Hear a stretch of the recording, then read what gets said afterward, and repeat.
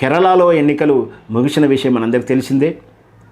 అయితే కేరళలో జరిగినటువంటి ఎన్నికల తీరు, ఎన్నికల యొక్క సరళిని బట్టి ఒక విషమ పరిస్థితులు ఉన్నాయి.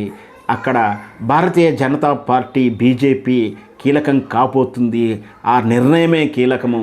మరి ఈ సంకట పరిస్థితిలో భారతీయ జనతా పార్టీ ఎలాంటి నిర్ణయం తీసుకోబోతుందనేది రాజకీయ విశ్లేషకుడిగా నా చాలా ఆసక్తికరంగా ఉన్నాను. విషయం ఏంటంటే కేరళలో జరిగినటువంటి ఎన్నికల తీరు తర్వాత అంచనా వేస్తున్నటువంటి పరిస్థితులు ఎలా ఉన్నాయంటే, వామపక్ష కూటమికి చెందినటువంటి ఎల్డీఎఫ్ సిపిఐ పార్టీకి సంబంధించినటువంటి కూటానికి సుమారు 66 సీట్ల వరకు వచ్చేటువంటి అవకాశాలు కనిపిస్తూ ఉన్నాయి. అలాగే సేమ్ కాంగ్రెస్ కూటమి యూడీఎఫ్కు అక్కడ 69 సీట్లు వచ్చేటువంటి అవకాశాలు ఉన్నాయి. అంటే 66, 69 పెద్ద డిఫరెన్స్ ఏం లేవు, 1, 2 అటు ఇటు మారినా కూడా. అయితే మ్యాజిక్ ఫిగర్ మాత్రం 71 కావాల్సి వస్తుంది.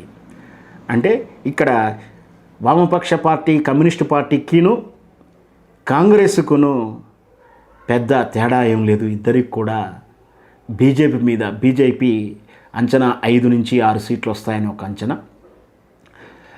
అంటే ఇక్కడ మ్యాజిక్ ఫిగర్ కోసం ఖచ్చితంగా బీజేపీ ఎవరికొకరికి సపరేట్ చేయాల్సిన గత్యంతరం లేని పరిస్థితులు వస్తాయేమో.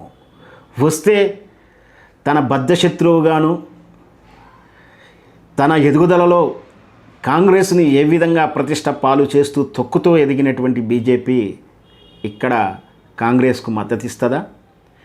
తెలంగాణలో మాదిరిగానే వెనక నుంచి స్నేహం హస్తాన్ని అందిస్తూ ముందుకు నడిచేటువంటి ప్రేయసిలా ఉంటుందా?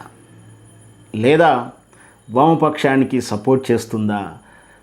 తన భావజాల విరుద్ధానికి పినరైన టార్గెట్ చేసినటువంటి ఈ ద్వయం రేపు వామపక్షానికి గత్యంతరం లేని పరిస్థితుల్లో మద్దతు ఇవ్వాల్సి వస్తే ఇస్తుందా, కాంగ్రెస్కు మద్దతు ఇస్తుందా అనేది వేచి చూడాలి. కానీ ఫలితాలు ఎలా ఉంటాయో, ఇవే కరెక్ట్ అవుతాయనే కూడా లేదు. ఒకవేళ ఇవే కరెక్ట్ అవుతే, ఇలాగే ఉంటే మరి బీజేపీ ఎలాంటి నిర్ణయం తీసుకుంటుందనేది వేచి చూద్దాం. అంటే ఇప్పుడు బీజేపీ కింగ్ మేకర్ అయ్యే ఛాన్సెస్ ఉందంటారా? ఖచ్చితంగా పార్టీ సిద్ధాంతానికి వ్యతిరేకంగా పోయేసి సపోర్ట్ చేయాల్సిన పరిస్థితి ఏర్పడుతుంది అంటారా? ఖచ్చితంగా ఇప్పుడు ఉన్నటువంటి ఇక్కడ రెండు వామపక్షాలు తన విరుద్ధ భావజాలమే, కాంగ్రెస్ తన విరుద్ధమైనటువంటి సిద్ధాంతాలే. ఈ రెండు పార్టీలకు ఎవరికో ఒకరికి తప్పని పరిస్థితులు మద్దతు ఇవ్వాల్సి వస్తే అలా చేస్తుంది.